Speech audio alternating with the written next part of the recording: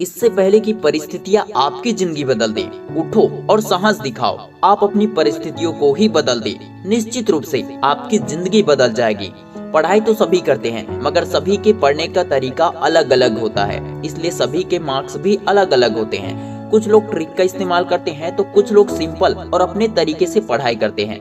अधिकतर स्टूडेंट कैसे भी करके रट्टा मार के या लिख कर याद कर ही लेते हैं, मगर फिर भी वे एग्जाम टाइम में भूल ही जाते हैं।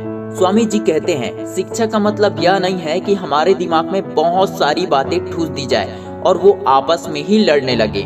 मतलब आप इसे एक तरह से कंफ्यूजन ही कह सकते हैं। बहुत सारे लोग इंटरनेट से कुछ सीखते हैं, लोगों से कुछ सुनते हैं, किताबों से कुछ पढ़ते हैं। इससे वे लोग अपने दिमाग का इस्तेमाल सही से नहीं कर पाते हैं और अपने ही अंदर कंफ्यूजन क्रिएट कर लेते हैं।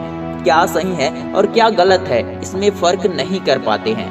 स्वामी जी ने कहा था कि शिक्षा का सार है मन की एकाग्रता प्राप्त करना, न कि बहुत सारे फैक्ट्स को याद करना या फिर रटना। इसी तरह आइंस्टीन ने भी कहा था, education is not learning of facts but the training of the mind to think. Swami ji ये भी कहते थे कि जो शिक्षा किसी इंसान को संघर्ष करने के लिए समर्थ नहीं बना सकता है, जिस शिक्षा से इंसान अपने पैरों पर खड़ा नहीं हो पाता है, उस शिक्षा का होना व्यर्थ है। आपने बहुत कुछ पढ़ लिया, आपके पास बहुत सारी डिग्री है, मगर फिर भी आप डरे हुए हो, तो वो डिग्री आपके लिए सिर्फ एक कागज का टुकड़ा बनकर ही रह जाएगा। क्योंकि इंसान सफलता अपनी काबिलियत से प्राप्त करता है, न कि डिग्रियों से। एक रिसर्च के दौरान स्टूडेंट के दो ग्रुप किए गए। दोनों ग्रुप्स को एक ही टॉपिक दिया गया, लेकिन एक ग्रुप के स्टूडेंट को कहा गया कि आपको इस विषय का टेस्ट देना है और दूसरे ग्रुप के स्टूडेंट को बताया गया कि आपको इस विषय को दूसरे स्टूडेंट्स को समझाना है। दोनों में से जिस ग्रुप के स्टूडेंट को पढ़ाने के लिए बोला गया था, उनकी उस विषय में तैयारी और अंडरस्टैंडिंग काफी अच्छी थी। क्योंकि जब आप किसी विषय को पढ़ाने की उम्मीद रखकर तैयारी कर रहे हैं, तब आपका दिमाग जानकारी का आयोजन एक अधिक लॉजिकल और वेल मैनर तरीके में करता है। आइंस्टीन ने कहा था, if you can't explain it simply then you don't understand it well enough. मतलब कि अगर आप किसी चीज को आसानी से समझा नहीं सकते हैं, तो आप उसे अभी अच्छी तरह से नहीं समझे हैं।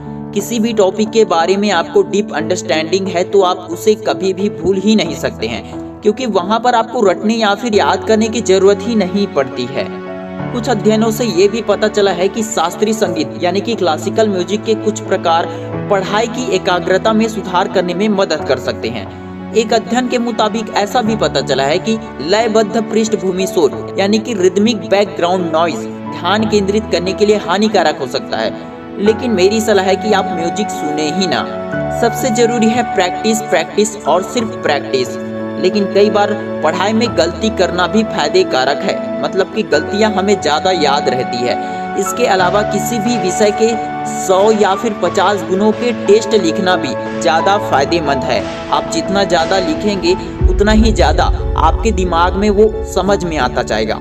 इसके लिए आप पिछले 4-5 साल के पेपर्स को सॉल्व कीजिए, आपकी तैयारी स्ट्रांग हो जाएगी।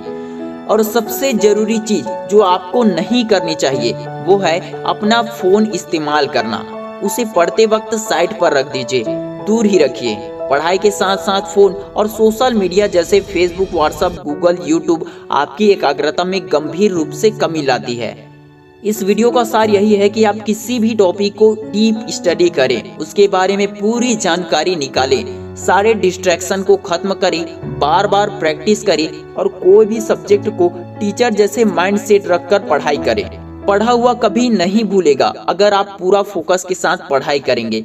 जो भी चीजें आपके कंसंट्रेशन पावर को कम करता है उसे दूर रखें, चाहे वो आपका मोबाइल हो या कोई और चीज हो। लाइफ इज नॉट पास्ट और फ्यूचर, लाइफ इज प्रेजेंट। यही एक पल है जिसमें सब कुछ भूलकर अपने आत्मा, दिल, दिमाग, शरीर से खुश होकर अपने कर्मों को पूरा किया जा सकता है।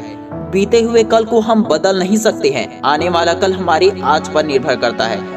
लाइफ जैसा है इसे वैसे ही देखो। लाइफ इज अविसम, इसे खोना नहीं है, इसे जीना है। आपके लिए प्रेजेंट में क्या जरूरी है, पढ़ाई करना या मौज मस्ती करना, टाइम पास करना, ये आप मुझसे बेहतर जानते हो। इसलिए अपने आज का सही उपयोग करें।